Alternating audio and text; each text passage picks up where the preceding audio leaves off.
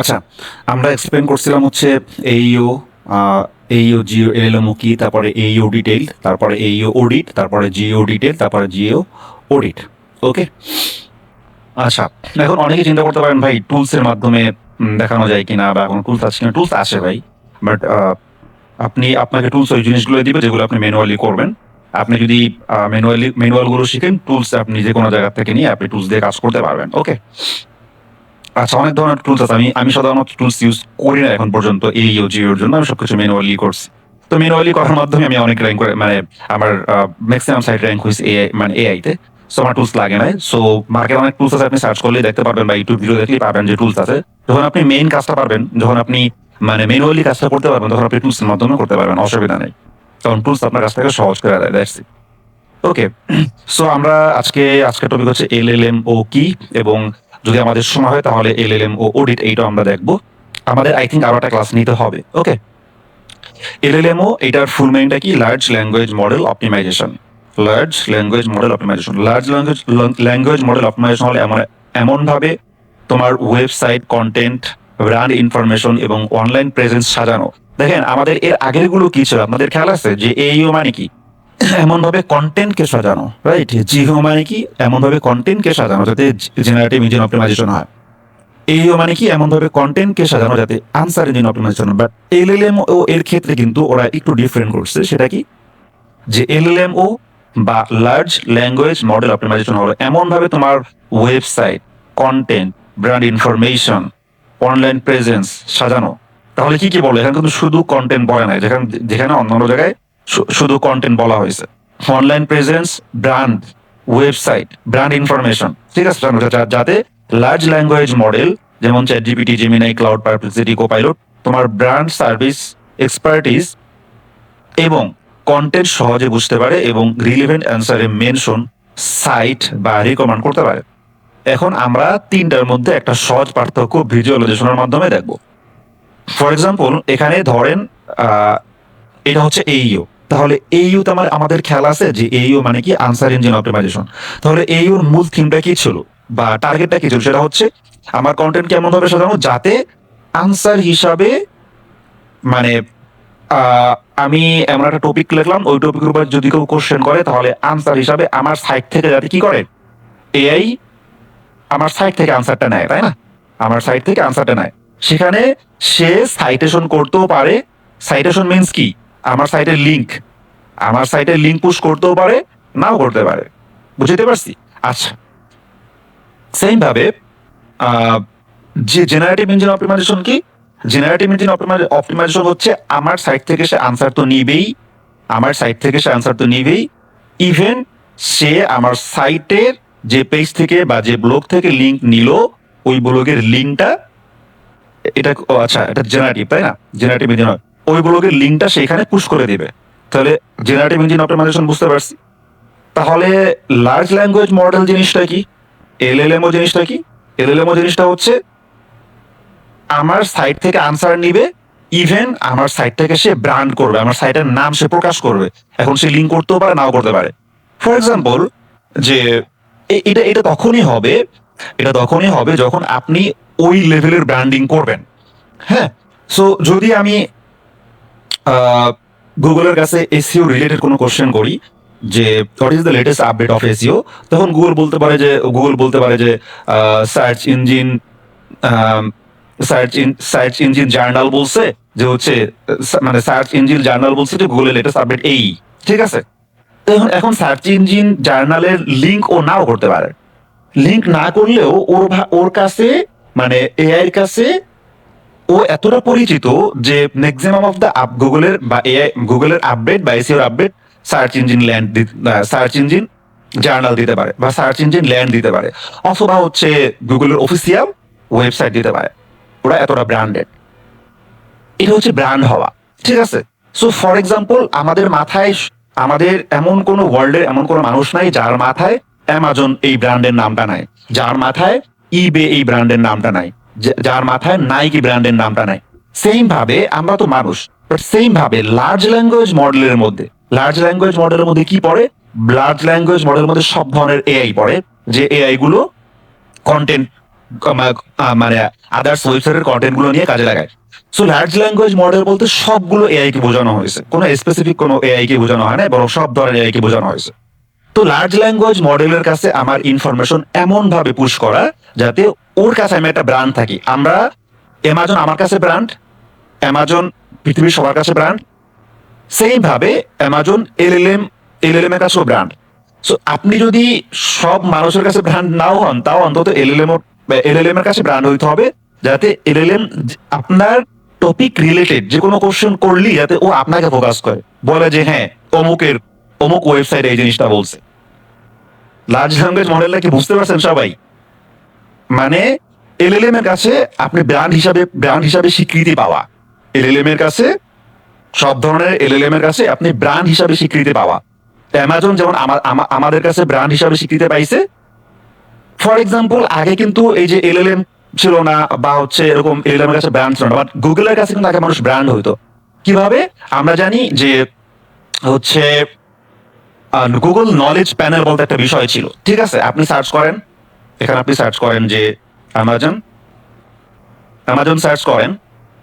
তো সার্চ করার পরে অ্যামাজন সম্পর্কে দেখেন ডান পাশে একটা একটা বেসিক ইনফরমেশন আসছে। বেসিক ইনফরমেশন বলতে আমি বোঝাচ্ছি হচ্ছে এইটাকে, ডান পাশের এইটাকে।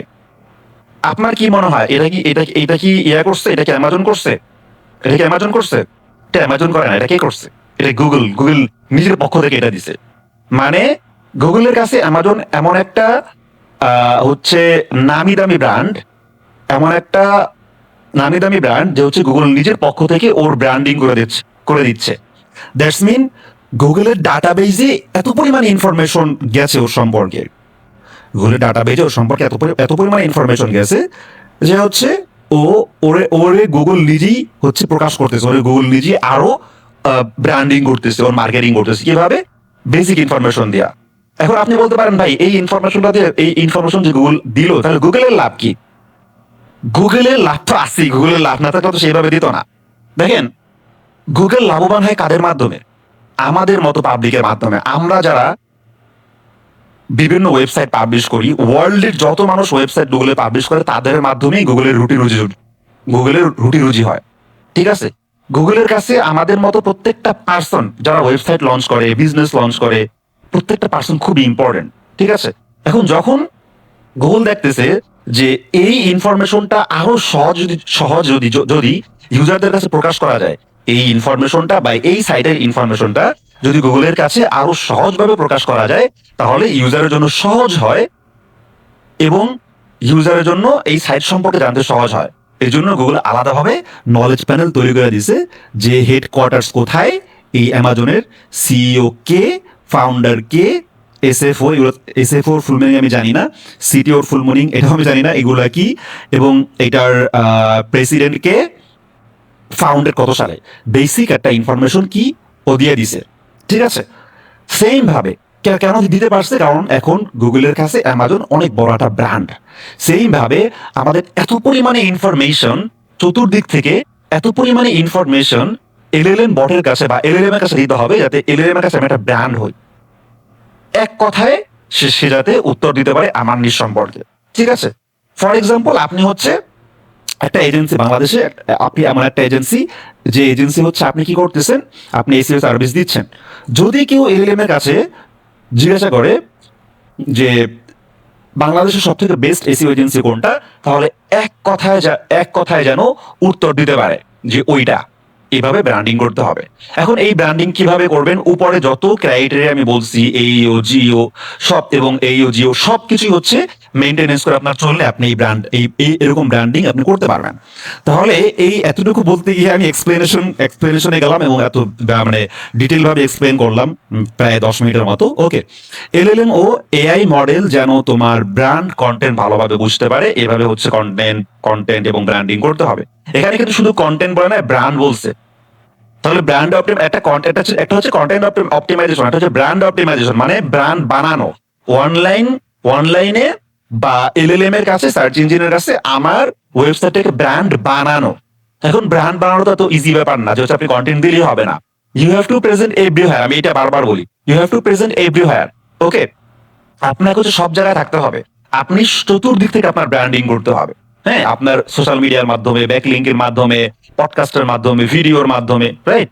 আচ্ছা, ইমেজের মাধ্যমে, সব ভাবে। ওকে, এখন এইখানে আরো সহজ ভাবে হচ্ছে এসইও কি, এইও কি, জিও কি, এলএলএমও কি, এটার একটা বেসিক ইনফরমেশন দিয়ে দেওয়া হয়েছে, যেটা আমি শুরু থেকে বুঝাই নিছি অলরেডি। এটা আমাদের করার দরকার নাই। ওকে, এরপরে আসেন এলএলএমও এর মূল গোল। এলএলএমও এর গোল হলো এআই মডেলের কাছে তোমার ব্র্যান্ড কন্টেন্টকে ক্লিয়ার, ট্রাস্টওয়ার্দি এবং ইউজফুল ইনফরমেশন সোর্স হিসাবে তৈরি করা। ঠিক আছে? আচ্ছা, এটা খুব একটা ইম্পর্টেন্ট বিষয়। মানে এআই যখন কোনো ইউজার মানে এআই যখন কোনো ইউজারের প্রশ্নের অ্যান্সার তৈরি করবে, তখন সে যেন বুঝতে পারে। ওকে, কি বুঝতে পারে? এই ব্র্যান্ড কে,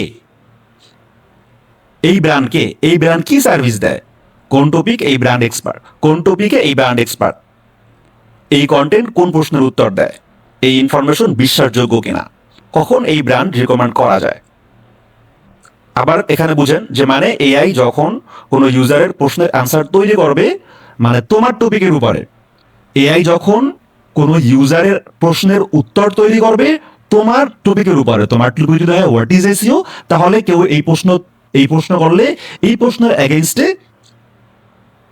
ইউজার মানে এআই যখন আনসার তৈরি করে, তখন যেন ওই এআই বুঝতে পারে যে আসলে এই ব্র্যান্ডকে, এই ব্র্যান্ড কি সার্ভিস দেয়, কোন টপিকে এই ব্র্যান্ড এক্সপার্ট, এই প্রত্যেকটা পার্ট যাতে সে বুঝতে পারে।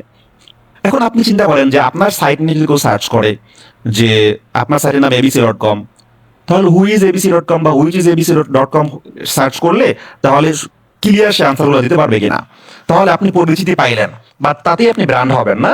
ব্র্যান্ড হওয়ার জন্য আপনাকে এই যে search everywhere optimisation, you have to presence everywhere, এইটা। ওকে, আচ্ছা, এলএলএমও কোর ফর্মুলা। এবার আমরা একটু মেইন পয়েন্টগুলো দেখি যে এলএলএমও আমরা যদি লার্জ ল্যাঙ্গুয়েজ মডেল অপটিমাইজেশন করতে চাই, তাহলে আমাদের কোর ফর্মুলাগুলো কি কি থাকতে হবে। দেখেন, এটা অনেকটা আগের মতোই, ঠিক আছে, মানে এইও জিওর মতোই। বললাম না, এখানে সবকিছু আমাদের মোটামুটি কভার করা হয়েছে। তাহলে কি এন্টিটি ক্ল্যারিটি, যেটা আমরা আগেই বলছি, টপিক অথরিটি, এটাও আমরা আগে বলছি, আনসার ইউনিট, আচ্ছা আনসার ইউনিটটা পরে বলতেছি, সিমান্টিক কভারেজ, এটাও আমরা আগে বলছি, এভিডেন্স অ্যান্ড ট্রাস্ট, এটাও আমরা আগে বলছি, ক্রোল এক্সেস, এটাও আমরা আগে বলছি, থার্ড পার্টি কনসিস্টেন্সি, এটাও আগে বলছি। এখানে একটু ভিন্ন নামে দিচ্ছে, বাট এটাও আগে বলা হয়েছে, প্রোম টেস্টিং, এটাও আগে বলা হয়েছে। ওকে, যেহেতু আগে বলা হয়েছে, তারপর আমি আরেকটু এখানে সংক্ষেপে বলে দিই। ওকে, এখানে কিছু পার্থক্য দেওয়া আছে।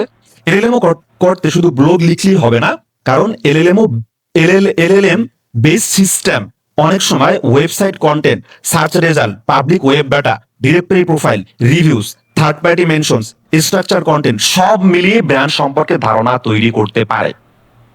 জিও রিসার্চ ও জেনারেটিভ ইঞ্জিনের কনসেপ্ট এসেছে। এখানে সিস্টেমস মাল্টিপল সোর্স থেকে ইনফরমেশন সিনথেসাইজ করে আনসার তৈরি করতে পারে। এখানে মূল ইম্পর্টেন্ট বিষয় হচ্ছে যে শুধু, এটা আমি আপনাদেরকে বলি না যে শুধু কন্টেন্ট লিখলেই হবে না, এই বিষয়ে এখানে এক্সপ্লেন করছে। শুধু কন্টেন্ট লিখলেই হবে না, বরং কি করতে হবে, website content, search result, public web data, directory profile, reviews, third party mention, এই সব জায়গা থেকে এলএলএম ইনফরমেশন নেয়, শুধু ওয়েবসাইট থেকে ইনফরমেশন নেয় না। দ্যাটস মিন, খুব ভালোভাবে এটা মাথায় ঢুকায় নেন যে যদি আপনি লার্জ ল্যাঙ্গুয়েজ মডেলে র্যাঙ্ক করতে চান বা গ্রো করতে চান, তাহলে ভাই শুধু কন্টেন্ট লেখলে হবে না। আমরা আগে শুধু ওয়েবসাইটে ফোকাস করতাম, এই চিন্তাধারা বাদ দিয়া ফুল ব্র্যান্ডিং এবং সার্চ এভরিহোয়ার অপটিমাইজেশন, এই থিঙ্কিং নিয়ে আপনাদের এখন থেকে কাজ করতে হবে যদি আপনি র্যাঙ্ক করতে চান। তাহলে আগে আমরা শুধু ওয়েবসাইট নিয়ে কাজ করতাম, ক্লিয়ার কথা, আগে আমরা এসইও যখন করতাম শুধু ওয়েবসাইট নিয়ে কাজ করতাম। এখন আমরা যদি এসইও আদার্স মিনিং এইও জিও করতে চাই, তাহলে আমাদের যেটা করতে হবে, সব জায়গায় র্যাঙ্কিং করার জন্য আমাদেরকে সার্চ এভরিহোয়ার অপটিমাইজেশন করতে হবে। এক কথায় সার্চ এভরিহোয়ার অপটিমাইজেশন করতে হবে।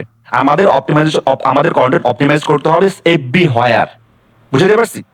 আদারওয়াইজ আমি র্যাঙ্ক করতে পারবো না। এখন আপনি যদি বলতে পারেন যে ভাই আমার এত কিছু দরকার নাই, আমি শুধু ওয়েবসাইটে কন্টেন্ট লিখবো, ওয়েবসাইটের মাধ্যমে র্যাঙ্ক করবো, আপনি পারবেন না। আসেন, কেন পারবেন না বুঝাই দিচ্ছি। কেন পারবেন না বুঝাই দিচ্ছি, আপনি চাইলেও পারবেন না। আগে ধরেন ট্রাফিক ছিল, ফর এক্সাম্পল, আচ্ছা এখানে অনেক কালার এই জন্য বড় দেখা যাচ্ছে না, আমি একটু উপরের দিকে যাই, একটু সাদা ওটা পৃষ্ঠা দিলে ভালো হইতো। দাঁড়ান, একদম একটু ভিজুয়ালাইজেশনের মাধ্যমে দেখাই দিলে তাহলে হচ্ছে আপনারা ইজিলি বুঝতে পারবেন যে কেন এখন শুধু ওয়েবসাইটে কাজ করলে হবে না, কেন হবে না, তাই না? মানে বিষয়টা হচ্ছে, ধরেন আপনি আধা কেজি চাইলের ভাত রাঁধছেন, আগে আপনারা খাইতেন হচ্ছে 2 জন, এখন খাইতেছেন 10 জন। ঠিক আছে, এখন খাইতেছেন 10 জন। বিষয়টা অনেকটা এরকম হয়ে গেছে। ধরেন আগে সব ট্রাফিক কোথায় আসতো? সব ট্রাফিক আসতো এই যে, ধরেন এটা গুগল, ঠিক আছে, এটা ধরেন গুগল। আগে সব ট্রাফিক কোথায় আসতো? এই জায়গায় আসতো। সব ট্রাফিক এই জায়গা। আমি ধরেন এখানে 5টা দিলাম, তো 5 জায়গার ট্রাফিক এক জায়গায় আসতো। এখন কি হয়েছে? ভাগ হয়ে গেছে, ভাগ হয়ে গেছে। ধরেন আমি 5 ভাগ করলাম, ঠিক আছে।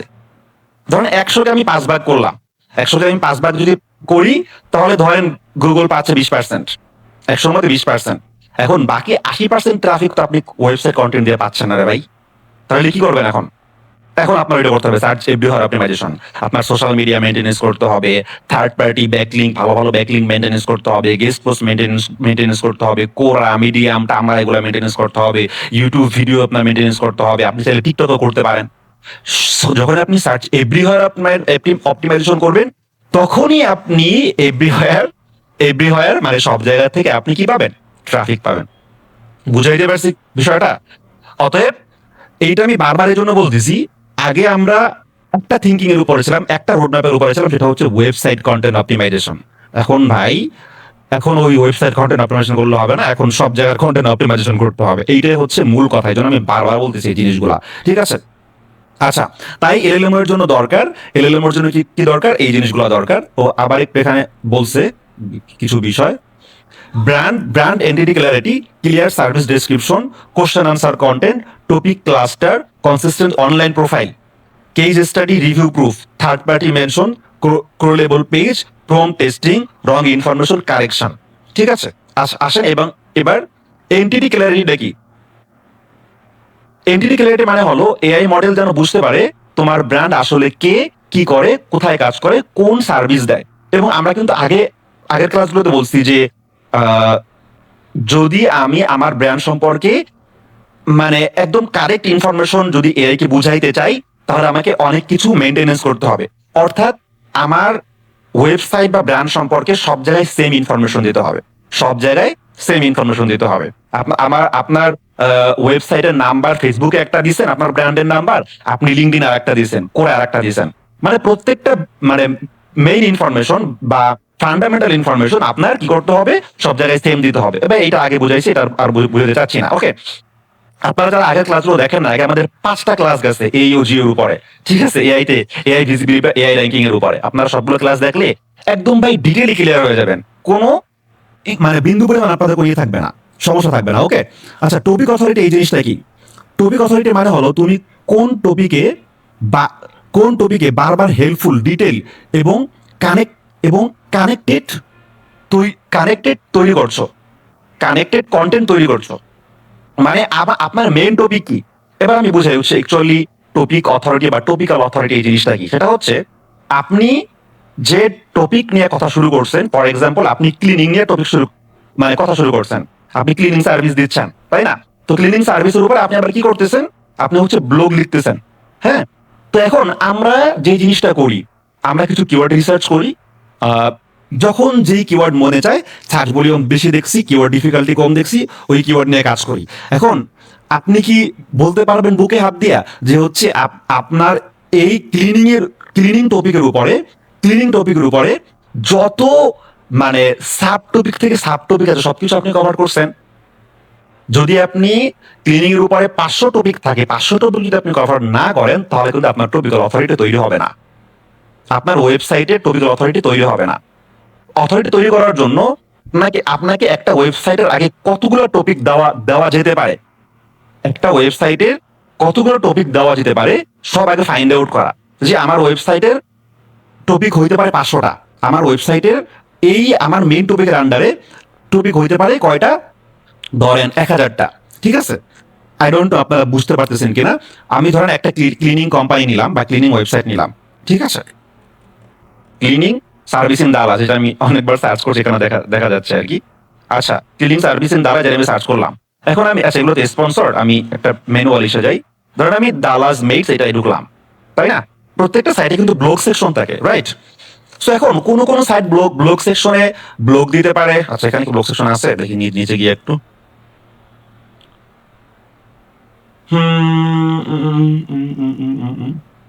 হেল্প, বুক নাও, কোথায় ব্লগ, কন্ট্যাক্ট, এই যে ব্লগ। ব্লকে যদি উপরে নেই দেখছেন, ব্লকে নিচে পাইলাম। আমি বুঝছি যে নিচে থাকার সম্ভাবনা আছে, কারণ উপরে যেহেতু পাইনি। ঠিক আছে, এখানে ব্লক। এখন এই সাইডটা ব্লক দিচ্ছে কয়টা? ধরেন এই সাইডে ব্লক দিচ্ছে 1000, আপনি ব্লক দিচ্ছেন 500, আর একজন ব্লক দিচ্ছে কয়শো, 600। এখন 500 দেন 600 দেন, বিষয়টা হচ্ছে কতগুলো ব্লক দিলে, কতগুলো সাব টপিক দিলে আমার মেইন টপিক কমপ্লিটলি কভার হচ্ছে। প্রত্যেকটা সাইটের জন্য একটা মেইন টপিক থাকে, এবং তার ওই সাইটের যে ব্লকগুলো মেইন টপিকে সবকিছু কভার করে ফেলাইতে হয় আস্তে আস্তে আস্তে। আপনি একদিনে কভার করতে পারবেন, আপনি হয়তো 6 মাসে, 1 বছর, 2 বছর কভার করতে পারবেন। বাট আপনি যদি নাই জানেন যে কোন টপিক আমার জন্য ইম্পর্টেন্ট, কোন টপিক বাদ দেওয়া যাবে না, কোন কোন কোন টপিকগুলো কভার করতে হবে, তাহলে আপনি কিভাবে হচ্ছে কভার করবেন? দ্যাটস মিন আপনাকে লিস্ট করতে হবে যে আমার এই ওয়েবসাইটের আন্ডারে কয়টা টপিক কভার করতে হবে, 500টা নাকি 1000টা। ঠিক আছে, যেভাবে কিন্তু এভাবে কিন্তু আমরা এই এক্সপার্টটা কাজ করি না। মনে চাইছে কিছু কিওয়ার্ড নিয়ে কাজ করলাম, পরের মাসে আমার কোন কিওয়ার্ড নিয়ে কাজ করবে সেটা আমি জানি না, পরের মাসে আমি ইচ্ছে মতো টপিক নিয়ে কাজ করলাম। এভাবে করে কোনো কাজ হয় না। ঠিক আছে, যাই হোক, এটা একটা বেসিক সিস্টেম আছে। এটা বুঝাইতে গেলে মানে আমি যদি আপনাদেরকে কন্টেন্ট নিয়ে কথা বলি, যদি শুধু কন্টেন্ট রাইটিং শিখাই, কন্টেন্ট রাইটিং আপনাদেরকে 2 মাস শিখাইতে হবে। ঠিক আছে, এই জন্য আমি ওগুলোর মানে ইনডেপথে যাচ্ছি না আর কি। আচ্ছা, তাহলে এই হচ্ছে বিষয়। এখন দেখেন, এরপরে প্রত্যেকটা সাইটের টপিক্যাল অথরিটি থাকে, মানে টপিক কভার করতে হয়। সেম ভাবে আপনি যখন ইন্ডিভিজুয়াল ব্লগ লাগবেন, ধর এটা একটা ইন্ডিভিজুয়াল ব্লগ, ঠিক আছে, ধর এটা হইতে পারে যে how much does cleaning cost in Dallas, এটা টপিক, তাই না?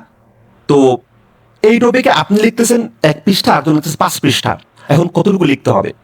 যতক্ষণ না পর্যন্ত এই স্পেসিফিক টপিকে যে ইউজারটা আসতেছে, ওই ইউজারের এই টপিক রিলেটেড আরো সাব টপিক, মানে সে কস্ট জানতে আসছে যে আমি যদি আমি একটা ক্লিনিং সার্ভিস এখান থেকে নেই, ক্লিনিং সার্ভিসের কস্ট কত, ওইটা রিলেটেড আদার্স যত কোশ্চেন তার ব্রেইনে আসতে পারে, যতক্ষণ না পর্যন্ত সম্পূর্ণ এই কোশ্চেনগুলো কভার না করবে, সম্পূর্ণ এই টপিকটা কভার না করবে, ততক্ষণ পর্যন্ত এটা আপনার কন্টেন্ট 5 পৃষ্ঠা হোক আর 10 পৃষ্ঠা হোক আর হচ্ছে আপনার 3 পৃষ্ঠা হোক, যেটা হবে ওইটা আপনার লিখতে হবে। হ্যাঁ, আমরা অনেক সময় বলি না যে ভাই কন্টেন্ট, প্রত্যেকটা কন্টেন্ট আপনি 1500 ওয়ার্ডে লিখবেন বা 2000 ওয়ার্ডে লিখবেন। ভাই, এটা কোনো সিস্টেম নেই। আপনার ওই ইন্ডিভিজুয়াল টপিক কভার করার জন্য আপনার যদি 4000 ওয়ার্ড দরকার, আপনি 4000 ওয়ার্ডই লিখবেন। আপনি বড় বড় ওয়েবসাইট গুলো ফলো করেন, আপনি মজ ফলো করেন, আপনি এইচরাস ফলো করেন, তারা দেখবেন কোনো কোনো ব্লগ তাদের 500 ওয়ার্ডের, কোনো কোনো ব্লগ 4000 ওয়ার্ডের। কেন? তার তো টপিকটা কভার করতে হবে। আপনি ওই টপিকটা পড়া শুরু করছেন, বা আপনার প্রশ্ন আসছে, প্রশ্ন আপনি সার্চ করে পাইছেন, এখন আপনি পড়া শুরু করছেন। এখন আপনি যদি সম্পূর্ণ পড়ার পরও যদি আপনার ভিতরে কোশ্চেন থাকা যায় বা ইউজারের ভিতরে কোশ্চেন থাকা যায়, তাহলে এটা টপিক্যাল অথরিটি হইল না, বা টপিক কভার হইল না। এইটাই মূলত টপিক অথরিটি। সম্পূর্ণ সাইটের টপিক অথরিটি হইতে পারে, এবং ইন্ডিভিজুয়াল প্রত্যেকটা পেজের, প্রত্যেকটা পোস্টের টপিক অথরিটি হইতে পারে। আনসার ইউনিট, এটা কি? আনসার ইউনিট মানে হলো কন্টেন্টের ছোট ছোট সেলফ কন্টেন্ট আনসার ব্লগ, যেগুলো এআই সহজে বুঝতে পারে, কোড করতে বা সামারাইজ করতে পারে। ব্যাড এক্সাম্পল, এখানে good example. SEO is important, what is SEO? এসইওর এগেনস্টে SEO is important because business need online visibility, মানে এসইও, হোয়াট ইজ এসইওর এগেনস্টে হচ্ছে এই আনসারটা দিচ্ছে। তো যদি গুড এক্সাম্পল দেখায়, তাহলে SEO service is digital marketing service that improves website visibility in search engines, এই একটা আনসার। সেম ভাবে ইট ইউজুয়ালি, এই যে এটা কিন্তু হিসাবে মানে একটা সাব আনসার হতে পারে। মানে এটাকে আমরা কি বলি? Answer unit. শুধু এক লাইনে আনসার দিয়ে চলে গেলাম না, তার ওটার মধ্যে আরো এই সেম কোশ্চেনের মধ্যে আরো যা যা প্রবলেম থাকতে পারে বা আরো যা যা আনসার ঢুকানো যেতে পারে, আমরা ঢুকাই দেবো শর্টকাটের মধ্যে। Okay, question, direct answer, short detail, example. ঠিক আছে, এই কয়টা আমি কভার করলেই আমরা কি করতে পারবো? আমাদের ওই আনসারটা মানে আনসার ইউনিট হয়ে যাবে। আনসার ইউনিট ফর্মুলা, আচ্ছা এই তো দেখাইলাম আমি। লার্নিং পয়েন্ট, এলএলএমও, ফ্রেন্ডলি কন্টেন্ট, এক একটা সেকশনকে ছোট ছোট আনসার ব্লক হিসাবে সাজায়। কি সাজায়? এলএলএমও, মানে লার্জ ল্যাঙ্গুয়েজ মডেল। ওকে, সেমান্টিক কভারেজ, এটা আবার কি? সেমান্টিক কভারেজ মানে হলো শুধু মেইন কিওয়ার্ড না, টপিকের related meaning, sub topic, entity problem, use case সব কভার করা। এই যেটা আমি কিছুক্ষণ আগে বললাম, সিমান্টিক কভারেজ কি? মানে সবকিছু কভার করা। সিমান্টিক কভারেজ মানে হলো শুধু মেইন কিওয়ার্ড না, আমি একটা মেইন কিওয়ার্ডে কন্টেন্ট লিখে দিলাম, শুধু এরকম না, টপিকের রিলেটেড মিনিং, রিলেটেড যদি কোনো কিছু থাকে, মিনিট, এরপরে সাব টপিক যদি থাকে ওইটার আন্ডারে, যেটা হচ্ছে ইউজার চাচ্ছে, entity problem, sorry entity means ভিন্ন ভিন্ন আলাদা আলাদা এন্টিটি থাকতে পারে। আবার মূলত প্রত্যেকটা ব্লগের একটা এন্টিটি থাকে। এন্টিটি হচ্ছে আমার মেইন টপিক কি, আর ইনটেন্ট হচ্ছে ইউজার কি খোঁজে। ঠিক আছে, আমার মেইন টপিকটা কভার করতে হবে। ঠিক আছে, এনটিটি বলতে মেইন টপিকটা বোঝায়। যেমন আপনি যদি ক্লিনিং নিয়ে কথা বলেন, আপনার সম্পূর্ণ ওয়েবসাইটের এনটিটি হচ্ছে ক্লিনিং, এবং আপনি যদি স্পেসিফিক ব্লগ লেখেন তাহলে ওইখানে একটা আলাদা স্পেসিফিক টপিক থাকতে পারে, তাহলে ওই ব্লগের একটা এনটিটি থাকে, মেইন টপিক থাকে। প্রবলেম, ইউজ কেস সব কভার করতে হবে। এখানে এক্সাম্পল দিয়ে দিছে যে main keyword SEO service, semantic coverage হতে পারে, keyword research, technical SEO, on page SEO, তাই না, এভরিথিং, কন্টেন্ট স্ট্র্যাটেজি, তাই না। আচ্ছা, এটা আর কি ব্যাড এক্সাম্পল, গুড এক্সাম্পল আমি আর ডিটেলে যাচ্ছি না। এভিডেন্স ট্রাস্ট নিয়ে অলরেডি কথা হয়েছে এখানে, তারপর দিয়ে দিয়েছে যে author bio, case study, client review, portfolio, এটা আপনাদের আগেই বলা হয়েছে। সো আই থিঙ্ক এটা নিয়ে কথা বলার দরকার নেই। ক্রোল অ্যাক্সেস, আপনার সাইটের মানে টেকনিক্যাল পার্টগুলো ক্লিয়ার থাকতে হবে, এটা নিয়ে আগে কথা বলা হয়েছে। থার্ড পার্টি কনসিস্টেন্সি, এটা নিয়ে আগে কথা বলা হয়েছে। সেটা হচ্ছে গুগল বিজনেস প্রোফাইল, লিঙ্কডইন, সব জায়গায় আপনার ব্র্যান্ড নেম বা ব্র্যান্ড ইনফরমেশন, আপনার ওয়েবসাইটের বেসিক ইনফরমেশন সেম থাকতে হবে। ওকে, প্রম টেস্টিং আগে কথা বলা হয়েছে যে আপনি টেস্ট করেন যে আপনার ওয়েবসাইট গুগল চেনে কিনা। হু ইজ দ্য এসইও প্রভাব, আমার যদি দ্য এসইও প্রভাব আমার যদি ব্র্যান্ড হয় তাহলে হু ইজ দ্য এসইও প্রভাব, what service does the SEO প্রভাব অফার, এই জিনিসগুলো আগে বলা হয়েছে। কি নোট করবে, এআই ব্র্যান্ড মেনশন করছে কিনা, এআই সার্ভিস ঠিক বলছে কিনা, এগুলো আগে বলা হয়েছে। এগুলো হলো স্টেপ বাই স্টেপ ইমপ্লিমেন্টেশন। এখানে কিছু স্টেপ বাই স্টেপ মানে ইমপ্লিমেন্টেশন দিছে আর কি। যাই হোক, এগুলো তো আপনারা বুঝছেনই। আচ্ছা, আমি একটু এই জিনিসটা হয়তো গুরুত্বপূর্ণ একটা পার্ট থাকতে পারে, আমি একটু দেখি এটা। ব্র্যান্ড এন্টিটি পেজ ঠিক করো। যদি ধরেন আপনার একটা পুরাতন সাইট, ক্লায়েন্ট বলছে যে তুমি হচ্ছে আমার এলএলএমও করে দাও বা এইওজি করে দাও, তখন আপনি কি করবেন, পুরাতন সাইটের অনেক ভুল থাকতে পারে, তখন ব্র্যান্ড এন্টিটি পেজ ঠিক করো। ওয়েবসাইটে অ্যাবাউট পেজ, হোম পেজে ক্লিয়ার ব্র্যান্ড এন্টিটি দাও। হ্যাঁ, আপনার ওয়েবসাইট সম্পর্কে ক্লিয়ার ইনফরমেশন দিতে হবে। ঠিক আছে, brand name is business type. আচ্ছা, ওকে, মানে আপনি যদি 3 লাইনে বা 4 লাইনে আপনার ব্র্যান্ড সম্পর্কে লেখেন, ক্লিয়ার লিখতে হবে। ঠিক আছে, আপনার ব্র্যান্ড কি কি সার্ভিস দেয়। অ্যাবাউট আস পেজে অনেক সময় আমাদের সাইটের হোম পেজে বা অ্যাবাউট আস পেজে আইসা একজন বুঝতেই পারে না আসলে এটা কি সার্ভিস দেয়, এরা কারা, কি সার্ভিস দেয়, কোথায় সার্ভিস দেয়। এই জিনিসটা আপনার হচ্ছে পেজের মধ্যে, হোম পেজের মধ্যে এবং অ্যাবাউট আস পেজের মধ্যে এই বিষয়গুলো ক্লিয়ার করে দিতে হবে। এখন একজন ইউজার যদি না বুঝে আপনি কি সার্ভিস দেন, কোথায় সার্ভিস দেন, কি কি সার্ভিস দেন, কস্ট কত, তাহলে ভাই এলএলএম কিভাবে বুঝবে, তাই না। সার্ভিস পেজ আনসার রেডি করো। প্রতিটি সার্ভিস পেজে এই স্ট্রাকচার রাখো। H1 SEO service for small business, what is SEO service, what is included in SEO service, how does. আপনি যদি অন্য ইন্ডাস্ট্রি নিয়ে কাজ করেন তাহলে এই টপিকগুলো আপনি কি করতে পারেন, সার্ভিস পেজগুলোর মধ্যে আপনার কভার করতে হবে। তাহলে কিন্তু আপনার সার্ভিস সম্পর্কে লোকজন ক্লিয়ার বুঝবে কি কি কোশ্চেন, কি কি হেডিং থাকা উচিত। হেডিং তো আপনি আপনার 10টা দিবেন বা 20টা দিবেন, সমস্যা নাই, বাট মেইন মানে কি কি কোশ্চেনের আনসার আপনার হেডিং মধ্যে, আপনার কন্টেন্টের মধ্যে থাকা উচিত। টপিক ক্লাস্টার বানাও। একটা সার্ভিস টপিক নিয়ে মাল্টিপল কানেক্টেড পেজ বা ব্লগ বানাও। হ্যাঁ, মানে একটা মেইন টপিক নিয়ে আমরা মাল্টিপল ব্লগ বানাইতে পারি বা টপিক কভার করার জন্য মাল্টিপল পেজও বানাইতে পারি। ঠিক আছে। আচ্ছা, স্টেপ 4, প্রুফ অ্যাড করো। Case study, client review, before after example add করতে পারো, যে আমরা কাজ করার আগে এরকম ছিল, কাজ করার পরে এরকম হয়েছে। স্ক্রিনশট প্রুফ আপনি অ্যাড করতে পারেন যদি ট্রু হয়। ঠিক আছে। অথর বায়ো, প্রসেস ডিটেল, আমরা কোন কোন প্রসেসে কাজ করি, মান্থলি রিপোর্ট স্যাম্পল, আমরা রিপোর্ট কিভাবে দেই, এই জিনিসগুলো কি করো, স্টেপ 4 অ্যাড করতে পারো। ঠিক আছে, মানে তোমার কন্টেন্টের মধ্যে অ্যাড করতে পারো। স্ট্রাকচার ডাটা অ্যাড করো, যেটাকে আমরা কি বলি, যেটাকে আমরা হচ্ছে স্কিমা বলি, right. Google structure data page সম্পর্কে এক্সপ্লিসিট ক্লুজ দিতে সাহায্য করতে পারে।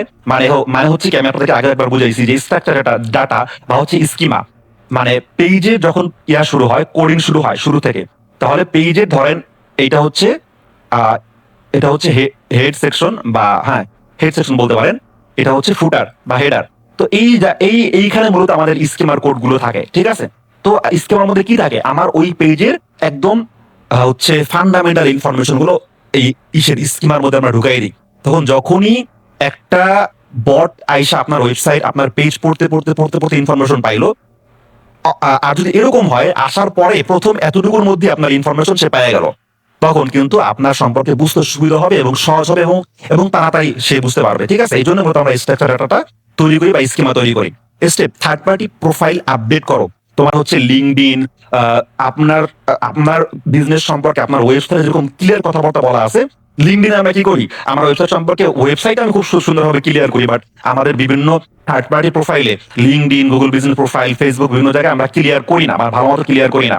ছোট্ট 2 লাইনের একটা ডেসক্রিপশন দিয়ে ফেলা, এরকম না, আপনি ডিটেইলে ডেসক্রিপশন দিতে হবে আপনার সব জায়গায়। ঠিক আছে, যাতে সব জায়গা থেকে গুগল ইনফরমেশন পায়। স্টেপ 7, প্রম টেস্ট করো। ব্র্যান্ড প্রম টেস্টের ব্যাপারে আমি আগেও বলছি, রং ইনফরমেশন ফিক্স করো। যদি আপনার about us page, home page, other জায়গায় ইনফরমেশন ভুল থাকে তাহলে রং ইনফরমেশন ফিক্স করতে হবে। ওকে, এখানে কিছু জিনিস বলছে আরো, যে LLMO content template for SEO service, LLMO audit checklist. এখানে চেকলিস্ট আমি আগেও বলছি, এখানে চেকলিস্ট সম্পর্কে একটু সংক্ষেপে আলোচনা করি। যে হচ্ছে আপনি একটু অডিট করেন বা চেকলিস্ট তৈরি করেন যে আপনার ব্র্যান্ড আইডেন্টিটি ক্লিয়ার আছে কিনা। একটা মিনিট, আপনার ব্র্যান্ড আইডেন্টিটি ক্লিয়ার আছে কিনা, সার্ভিস ডেসক্রিপশন ক্লিয়ার কিনা, কোশ্চেন আনসার বেসড কন্টেন্ট বা সেকশন আছে কিনা, শর্ট ডেট আনসার আছে কিনা, টপিক ক্লাস্টার আছে কিনা। এখন যদি বলেন যে ভাই টপিক ক্লাস্টার কি, তাহলে হচ্ছে আপনার যেটা কিছুক্ষণ আগে বললাম যে হচ্ছে আপনি একটা টপিক নিয়ে কথাবার্তা বলতেছেন, এখন ওই টপিকের আন্ডারে বা ওই টপিকের মধ্যে যদি এমন কোনো টপিক থাকে যেই টপিকের ব্যাপারেও ক্লায়েন্টের কোশ্চেন আসতে পারে, হ্যাঁ, ওটা মেইন টপিক না সাব টপিক হতে পারে, তাহলে ওই টপিকটাও ওই ব্লগের মধ্যে পেজের মধ্যে কভার করা। তবে যদি এরকম হয় যে এই টপিকের ইনটেন্ট সম্পূর্ণ ভিন্ন, ইনটেন্ট তো বুঝেন, যেহেতু আপনারা এসইও এক্সপার্ট, ইনটেন্ট তো বুঝেন, এই টপিকের ইনটেন্ট সম্পূর্ণই ভিন্ন, তখন আপনি আলাদা পেজ বা ব্লগ বানাবেন। আপনার বুঝতে হবে কখন আপনি আলাদা পেজ নেবেন বা ব্লগ নেবেন, কখন আপনি একই ব্লগের মধ্যে টপিক কভার করবেন। এটা হচ্ছে ইনটেন্ট যখন পার্থক্য হবে। ইনটেন্ট এতটাই পার্থক্য যে এই টপিকের উপরে আমি আলাদা ব্লগ বানাইতে পারি, তখন আপনি আলাদা ব্লগ বানাবেন। রিলেটেড এন্টিটিস কভার করা মানে ওই একটা এন্টিটি নিয়ে আপনি কাজ শুরু করছেন, তাহলে রিলেটেড এন্টিটি আপনি কভার করে ফেলান ওই পেজের মধ্যে। প্রুফ ট্রাস্ট আছে কিনা, স্কিম আছে কিনা, পেজ স্ক্রোলেবল বা ইন্ডেক্সেবল কিনা, থার্ড পার্টি প্রোফাইল কনসিস্টেন্ট কিনা, কনসিস্টেন্ট তো বুঝেন মানে সব জায়গায় সেম কিনা, প্রম্পট টেস্টিং করা হয়েছে কিনা, আপনি প্রম্পট টেস্টিং করে আপনি আসলে আপনার সাইট পাইছেন কিনা, এআই ভুল ইনফরমেশন দিচ্ছে কিনা চেক করা হচ্ছে কিনা, আপনি এআই কে আপনার ব্র্যান্ড সম্পর্কে জিজ্ঞাসা করলে সে ভুল বা ইনফরমেশন দিচ্ছে কিনা। এটা মোটামুটি একটা এলএলএমও চেক লিস্ট। ওকে, আচ্ছা, এরপরে আসেন এলএলএমও কোর্স সিস্টেম। সেগুলা যে যতটুকু বলছে এতটুকু এনাফ, ওই জিনিসটা মোটামুটি একটু ডিটেইল এক্সপ্লেন করছে। ফুল এক্সাম্পল এসইও এজেন্সি ওয়েবসাইট, এই মোটামুটি যেগুলো ইম্পর্টেন্ট ছিল আপনাদের না হইলে চলবে না সেগুলো আমি জানাই দিছি। আর এগুলো আসলে ওইটা রিলেটেড ইনফরমেশন, এটা না হইলে আপনার চলবে, অসুবিধা নেই। তাহলে আপনারা আজকে এই পর্যন্ত দেখেন, আমি কিন্তু ভাবছিলাম আজকে মনে শেষ হবে, আরো মনে হয় 2-1টা ক্লাস নিতে হবে, 2টাও নেওয়া লাগতে পারে। ঠিক আছে, 3টা ইনফরমেশন বাকি আছে, LLM audit, AI prompt, AI visibility. সমস্যা নাই, আমার যদি 10টা ক্লাসও নিতে হয় নিব, অসুবিধা নেই। এবং আপনারা ফুল এই টপিকটা আমরা শেষ করবো। ওকে, এখন আসেন কার কি কোশ্চেন আছে বলেন, কার কি কোশ্চেন আছে বলেন, আগে হ্যান্ড রাইজ করে তারপর বলেন।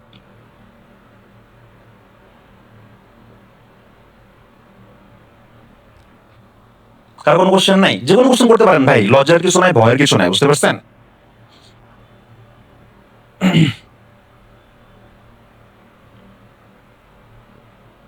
কার কোনো কোশ্চেন নাই? আজকের ক্লাসের টপিকের মধ্যে কার কোনো কোশ্চেন নাই? আচ্ছা ভাই, আমি একটা প্রশ্ন করি। জি জি, অবশ্যই করেন ভাই, প্রশ্ন করার জন্য বলা হইতেছে, আপনারা তো লজ্জা পাচ্ছেন।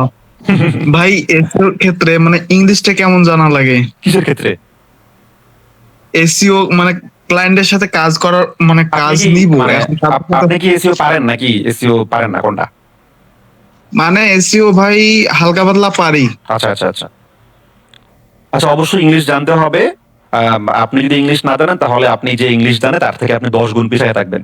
ঠিক আছে, সো ক্লায়েন্ট হ্যান্ডলিং এর ক্ষেত্রে আপনার অবশ্যই ক্লায়েন্ট কমিউনিকেশন এবং ক্লায়েন্টের সাথে লাইভে মিটিং করার মতো আপনার যোগ্যতা থাকতে হবে, বুঝতে পারছেন?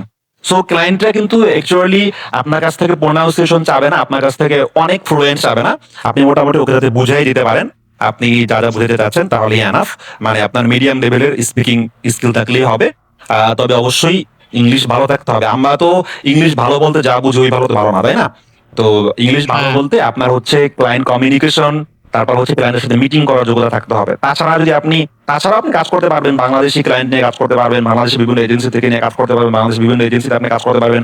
এখন ধরেন আপনি যদি মোটামুটি ফুল টাইম একটা মানে এসইও শিখা যদি ফুল টাইম কোথাও জব করেন, ধরেন ফিজিক্যাল জব করেন, আপনি মিনিমাম 40,000 থেকে 50,000 টাকা আপনি হচ্ছে স্যালারি পাবেন। তো সেক্ষেত্রে আপনার ইংলিশ না জানলে হবে খুব ভালো, তাই না? কারণ আপনি বাংলাদেশ এজেন্সিতে কাজ করতেছেন। অপরচুনিটি আছে ভাই, আপনি অনার্স মাস্টার্স পাস করার পর আপনি 20,000 টাকা চাকরি পেতে আপনার কষ্ট হয়ে যায়। আর আপনি এখানে ফিজিক্যাল ফুল টাইম জব করলে আপনি ঢাকায় ভালো ভালো জব পাওয়া যায়। ঠিক আছে, আপনি যদি ভালো এক্সপার্ট হন ভালো ভালো জায়গা আপনাকে নিয়ে নেবে ভাই। ঠিক আছে, আমি তো অনেক জব পাই। আমি আপনাদের এই গ্রুপে, যে গ্রুপের লিঙ্ক দিলাম, যে জয়েন রিকোয়েস্ট পাঠাইতে বললাম, আমি হচ্ছে এই গ্রুপে আমি আজকেও মেবি 2টা জব আমি শেয়ার করছি। আমি নিজে পোস্ট করি না, এর আগে একটা জব পোস্ট করছি, আজকে আমি মিনিমাম দুইটা জব আমি শেয়ার করছি। অন্যরা জব পোস্ট পাবলিশ করছে, এক জায়গায় দেখলাম যে প্রায় 40 থেকে 60 হাজার টাকা স্যালারি, আর এক জায়গায় দেখলাম যে হচ্ছে 20 থেকে 30 হাজার টাকা স্যালারি। ঠিক আছে, তো ভাই এখন বর্তমান মানে এই যুগে বর্তমান সময়ে জব পাওয়া অনেক কঠিন, একটা 15-20 হাজার টাকার জব পাওয়াই তো কঠিন। তো সেক্ষেত্রে আপনি যদি একটা ভালো একজন এক্সপার্ট হন, আপনি ইজিলি একটা ফিজিক্যাল জব মানে পেয়ে যাবেন হচ্ছে 40,000 থেকে 50,000 টাকা, যদি আপনি মোটামুটি 2 বছরের এক্সপিরিয়েন্স আপনার থাকে এসিওর উপরে। বুঝতে পারছি? এই তখন যদি আপনার ইংলিশ ভালো না হইলেও চলে। But আপনি যদি ইন্টারন্যাশনালি ক্লায়েন্টের সাথে মিটিং করতে চান, তখন আপনার মানে ইন্টারন্যাশনাল আপনি কাজ পাইলে আপনার অনেক প্যারা কইমা যাবে। আপনি যেখানে ফুল টাইম কাজ করে যে অ্যামাউন্ট আপনি আপনি ইনকাম করতেছেন, ফুল টাইম যদি আপনি মানে ইন্ডিভিজুয়াল ক্লায়েন্টের জন্য আপনি যদি দেন, ওইখানে আপনি 5-6 লাখ টাকাও ইনকাম করতে পারবেন, 2-3 লাখ টাকাও ইনকাম করতে পারবেন, মান্থলি 1-2 লাখ টাকা ইজিলি ইনকাম করতে পারবেন যদি আপনি এরকম হচ্ছে ইন্টারন্যাশনাল মার্কেট প্লেসে কাজ করতে পারেন এবং ইংলিশে মোটামুটি ভালো হন। তাহলে দেখেন আপনি আপনি হচ্ছে স্যালারি পাচ্ছেন 40,000 টাকা, আর যে হচ্ছে ইন্টারন্যাশনাল লেভেলে ক্লায়েন্টের সাথে মিটিং করে কাজ করতেছে সে স্যালারি পাচ্ছে কত? সে স্যালারি পাচ্ছে ধরেন 3 লাখ টাকা, 4 লাখ টাকা। বুঝলেন না এই বিষয়টা? So আপনার মধ্যে তার মধ্যে হিউজ পার্থক্য হয়ে যাচ্ছে শুধু এতটুকু যোগ্যতার কারণে। বুঝতে পারছেন? সো ইংলিশ যদি আপনি ভালো মতো আয়ত্ত করতে পারেন, আপনার আপনার লাইফ চেঞ্জ হয়ে যাবে। তা আপনি একটু সময় নেন, সময় নিয়ে করেন, অসুবিধা কি, তাই না? এই না, হচ্ছে আমি বিষয়। প্র্যাকটিস করতেছি, মানে এর আগে আমি একটা ক্লায়েন্টকে অডিট করে দিছি, ওর বেশ কয়েকটা সমস্যা ছিল, মানে আমি ভালোভাবে কথা বলতে পারিনি, হুম। এই জন্য ও খালি তার শুধু দেখছে আর কোনো কথা বলেনি। এই তো, তাহলে এই যে আপনার কাজটা ছুটে গেল। এখন এখন আসেন যে ভাই আগে কি আমি ইংলিশ শিখবো নাকি আমি স্কিল শিখবো? আগে স্কিল শিখবেন। আগে আপনি এসইও স্কিল শিখে আর্নিং শুরু করেন। আপনার পকেটে যদি টাকা আসা শুরু না হয় তাহলে তো আপনি ভাই পাবেন না, মানে ওটাকে কি বলে, আম, মানে ইন্সপায়ার হবেন আপনি, তাই না? আপনি যখন পকেটে হ্যাঁ, যখন 10,000-15,000 টাকা আসা শুরু করবে, তখন আপনি একটা স্কিলের মাধ্যমে শুরু করলেন, এরপর আপনি ইংলিশ শেখা শুরু করলেন। আগে আপনি স্কিল শিখেন, পরে আপনি ইংলিশ একটা স্কিল, আগে আপনি এসইও স্কিলটা শিখেন, তারপর আপনি ইংলিশ স্কিলের দিকে যান। আগে ইংলিশ শিখবো তারপরে কাজ শুরু করবো, কোনো ফ্রিল্যান্সার আগে ইংলিশ থেকে পরে কাজ শুরু করে না। আগে হচ্ছে তারা কাজ শুরু করছে, কাজ পাওয়া শুরু করছে অল্প অল্প করে। তো তখন তারপরে যখন সে ফিল করছে না মানে I need to learn English properly, তখন সে হচ্ছে ইংলিশ শেখা শুরু করছে এইভাবে করে। বুঝতে পারছেন? এ হচ্ছে হ্যাঁ ভাই, বুঝতে পারছি। এই ইংলিশের জন্য আমি অলরেডি 3টা ক্লায়েন্ট হারাইছি। রাইট, এইটাই আমি সবাইকে বোঝানোর ট্রাই করি, যেটা আপনি বলছেন যে ভাই তুমি যদি ইংলিশ পারো তাহলে এমন বড় বড় প্রজেক্ট দেখেন, একটা মার্কেট প্লেস মানে ইন্টারন্যাশনাল মার্কেট প্লেস, একটা এসিওর প্রজেক্ট 50,000 টাকা, 1 লাখ টাকা। আর আমাদের হচ্ছে বাংলাদেশের মার্কেট প্লেসে 10,000 টাকা, 5,000 টাকা, 3,000 টাকা, তাই না? 2,000 টাকা। হ্যাঁ, কতটা পার্থক্য ভাই! শুধু এই কারণে আপনি এটা হারাচ্ছেন, আপনার ইংলিশ স্কিল লেখা, রাইট? দ্যাটস মিন প্রত্যেকটা পার্সনের ফ্রিল্যান্সার সেক্টরে যারা আছে, আমরা অনেকেই বলবে যে হচ্ছে ভাই ইংলিশ মোটামুটি হইলেই চলবে। আমি এটা বলি না, আপনি যত ইংলিশ ভালো করবেন তত আপনার হচ্ছে গতি ভালো হবে। ট্রেনের গতি বাসের গতি এক না, ঠিক আছে? আবার ট্রেনের গতি আবার প্লেনের গতি এক না, ঠিক আছে? আপনার ইংলিশ লেভেল যদি ট্রেনের গতিতে হয় তাহলে আপনি ট্রেনের গতিতে টাকা ইনকাম করবেন। আপনি ইংলিশ যদি বাসের লেভেল হয় তাহলে বাসের গতিতে চালাবেন। আপনার ইংলিশ লেভেল যদি হচ্ছে ওই যে পা রিক্সা আছে না, পা রিক্সার মতো হয়, তাহলে আপনি পা রিক্সার মতো টাকা ইনকাম করবেন। আমার এক্সাম্পল ক্লিয়ার? আর আপনি হ্যাঁ আপনি ভাই, যে গতিতে আপনি টাকা ইনকাম করতে চান, আপনি ওই গতিতে আপনার ইংলিশ হইতে হবে, ঠিক আছে? এখন আপনি যদি এখন আপনার যদি কেউ বলে ভাই মোটামুটি হইলে হবে, তাহলে টাকা ইনকাম মোটামুটি, টাকা ইনকাম 10,000 20,000। আর যদি বলে যে না ভাই ইংলিশ লাগবেই, তাহলে ওই যে টাকা ইনকাম ধরেন ওই লেভেলের আপনি করতে পারবেন, ঠিক আছে? এটার সাথে আপনার ইনকামের সাথে অনেক বড় কানেকশন, ঠিক আছে? হ্যাঁ ভাই, বুঝতে পারছি, কিন্তু এইটা তো মানে ইমপ্রুভ করতে পারতেছি না, আমি তো প্র্যাকটিস করতেছি খুব। যখন ক্লায়েন্টের সাথে কথা বলি, মানে একবার এরকম হয়েছিল, আমি চ্যাট জিপিটি থেকে দেখে নিছি কিছুটা, হুম। নেওয়ার পর আমি ওকে জুমে ডাকছি, ডাকার পর মানে 2 মিনিট কথা বলছি, 2 মিনিট কথা পর যেগুলো আমি মুখস্থ করছি ওগুলো মনে করো আর স্মরণ নেই। মুখস্থ করে রেখে ভাই ইংলিশে কথা কওয়া যায়, বলেন? আচ্ছা, এখানে এক বিষয়টা বলি, আমি ইংলিশ স্পিকিং এর জন্য কয়েকটা আমি আপনাদেরকে টিপস দেই। আমার ইংলিশ অনেক ভালো তা না ভাই, আমি তো আর ইংলিশ মিডিয়ামে পড়ি নাই। আমার ইংলিশ অনেক ভালো তা না, আমি কমিউনিকেশন করতে পারি, দ্যাটস ইট আর কি। আমার প্রোফাইলে ইংলিশ কয়েকটা ভিডিও আপনারা দেখতে পাবেন। আমার আদার্স জায়গায় আমি ইংলিশে ক্লায়েন্টদেরকে হচ্ছে অনেক ভিডিও পাঠাই, যদি আমি এটা প্রোফাইলে দেই না। প্রোফাইলে 3-4টা মেবি ইংলিশ ভিডিও আছে আমার। নোটবুক এলএম নিয়ে আছে, ক্লায়েন্ট হান্টিং নিয়ে সম্পূর্ণ ইংলিশে ভিডিও দিছি, সমস্ত আমি ইংলিশে ভিডিও দিছি। তাও আমি অনেক ভালো পারতেছি বা পারছি এরকম বিষয় না, ঠিক আছে? তবে কিছু টিপস দিই আপনাদেরকে, সেটা হচ্ছে মানে আপনি লিসেনিংটা বাড়ায় দেন।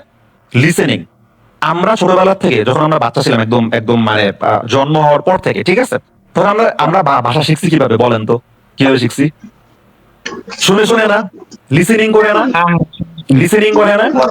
তাহলে ভাই মিউট করেন যারা হচ্ছে আনমিউট আছে। লিসেনিং করে আমরা শিখছি ল্যাঙ্গুয়েজ।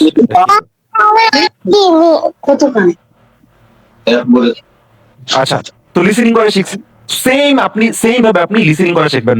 গ্রামারের দিকে অত ফোকাস করার দরকার নাই। বেসিক গ্রামার যেগুলো আছে আপনার, সেটা হচ্ছে আপনার মানে টেন্স, সেন্টেন্স, এই যে নাউন প্রোনাউন যেগুলো আছে না, এটা কি বলে, পার্টস অফ স্পিচ, তাই না?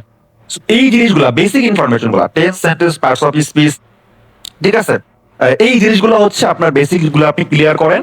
এরপরে আপনি বারবার লিসেনিং করেন। এরপর হচ্ছে এরপর লিসেনিং এর পর আছে শ্যাডোইং। আমি ইংলিশ স্পিকিং এর উপরে মনে হয় ভিডিও বানানো হয় না। শ্যাডোইং, লিসেনিং পর শ্যাডোইং। শ্যাডোইং কি? আমি যে এক লাইন শুনলাম, ওই এক লাইন ও যেভাবে বলছে, যেভাবে মানে প্রোনাউন্সিয়েশন যেভাবে করছে, উচ্চারণ যেভাবে করছে, আমি ওইভাবে বারবার বলার চেষ্টা করা। ফর এক্সাম্পল, আমি বললাম যে হোয়াট ইজ ইউর নেম, ওরা বলবে ওয়ার্ডস, মানে ওয়ার্ড ওরা হট বলে না, ওয়ার্ড বলে না। আমরা বলি হাউ মাস, ওরা বলে হাউ মাচ। এই যে ও যেভাবে হচ্ছে মানে প্রোনাউন্সিয়েশনটা করতেছে, উচ্চারণটা করতেছে, আপনি ওইভাবে হচ্ছে ওইটা বারবার বলার চেষ্টা করেন, উচ্চারণ করার চেষ্টা। গ্রামার না বুঝেন সমস্যা নাই, ওটা বারবার উচ্চারণ করার চেষ্টা করেন, ঠিক আছে? বারবার লিসেনিং করেন, বারবার শ্যাডোইং করেন, বারবার লিসেনিং করেন, বারবার শ্যাডোইং করেন। আচ্ছা, তো এইভাবে করেন। এইভাবে করার পরে হচ্ছে আপনি আপনার টপিকের উপরে হচ্ছে আপনি ভিডিও বানানো শুরু করেন ক্যামেরার সামনে নিয়ে। যদি আপনি ক্যামেরার সামনে নিয়ে বলতে ভয় লাগে, তাহলে আপনি পাবলিশ করার দরকার নাই, ক্যামেরার সামনে নিয়ে রেকর্ড করেন, যা পারেন তাই রেকর্ড করেন। আপনি টপিক নেন, হোয়াট ইজ এসইও টপিক নেন, টপিক নিয়ে আপনি হচ্ছে করেন, বলা শুরু করেন, ক্যামেরার সামনে বলা শুরু করেন, ঠিক আছে? রেকর্ড করেন, নিজেরটা নিজেই শোনেন, নিজেরটা আপনি আবার মানে রেকর্ড করার পরে নিজে আবার প্লে করে শোনেন কেমন হয়েছে, দেখবেন খুবই বাজে হয়েছে। আপনি এইভাবে মানে আপনার ভিডিও 2 মিনিটের হতে হবে, 5 মিনিট, আপনার ভিডিও 30 সেকেন্ডের হোক, 30 সেকেন্ডে আপনি শুরু করেন না, ঠিক আছে? এটা টপিক নিয়ে শুরু করেন, ঠিক আছে? প্রথম টপিক কি হতে পারে? আপনার ইন্ট্রোডাকশন, ঠিক আছে? I am Hossain, I am an SEO specialist, ঠিক আছে? I have already work with lots of industries or lots of countries. এভাবে আপনি শুরু করেন। এভাবে আপনি 30 সেকেন্ড একটা ইন্ট্রোডাকশন দেন, প্রথম দিন দেন, পরের দিন একটা টপিক নেন, ঠিক আছে? এডুকেশন টপিক নিতে পারেন, এসইও টপিক নিতে পারেন, ডিজিটাল মার্কেটিং টপিক নিতে পারেন, ক্যামেরার সামনে কথা বলা শুরু করেন। আর একটা হচ্ছে মিরর প্র্যাকটিস বলা হয়, আয়নার সামনে আপনি বলা শুরু করেন, ঠিক আছে? তা আমি বলি যে হচ্ছে আপনি ক্যামেরার সামনে বললে কি হয়, আয়নার সামনে থেকে ক্যামেরার সামনে কি হয়? আয়নার সামনে বললে আপনাকে কেউ দেখতেছে না, ক্যামেরার সামনে বললে আপনাকে কেউ দেখতেছে না, আপনি পাবলিশ করতেছেন না, আপনি কইলে কিন্তু পরে শুনতে পারতেছেন। আয়নার সামনে করলে কিন্তু ওইটা আপনি পরে রিপিট করতে পারতেছেন না, শুনতে পারতেছেন না। বাট আপনি যদি ইসের সামনে বসে করেন, ভাই যারা হচ্ছে অন রাখছেন, এটা কি বুঝলাম না, ক্যামেরা অফ করেন, ক্যামেরা অফ করেন, ক্যামেরা অন রাখছেন কে? কি শুনতেছেন না নাকি? বুঝলাম না।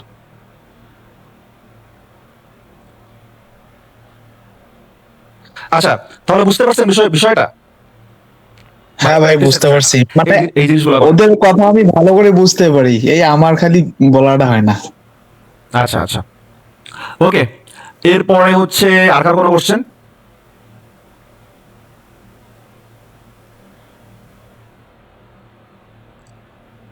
আর কার কোনো কোশ্চেন থাকলে বলেন, আমি অফ করে দিয়েছি ক্যামেরা।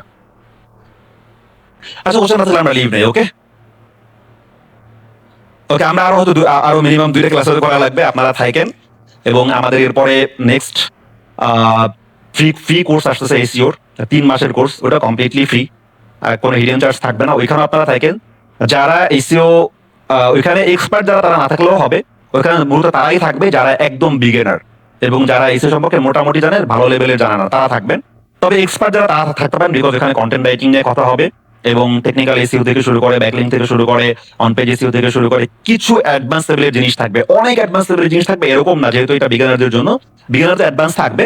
তবে কন্টেন্ট রাইটিংটা মোস্ট ইম্পর্টেন্ট, যারা অলরেডি হচ্ছে এক্সপার্ট তাদের জন্য কন্টেন্ট রাইটিং ইম্পর্টেন্ট। সো আপনারাও সবগুলো ক্লাস দেখে যাবেন। এ হচ্ছে মোটামুটি বিষয়, ওকে? এবং আপনাদের পরিচিত যারা আছে, যারা হচ্ছে টাকা পয়সার কারণে কোর্স করতে পারতেছে না, তাদেরকে হচ্ছে এই কোর্সে আপনি ইনভাইট করতে পারেন, তারা যদি 3 মাসের একটা এসইও কোর্স করতে পারে। এখানে মোটামুটি পেইড লেভেলের জিনিসগুলোই দেওয়া হবে। এই হচ্ছে মোটামুটি বিষয়, ওকে? তাহলে আর কেউ কিছু বলবেন?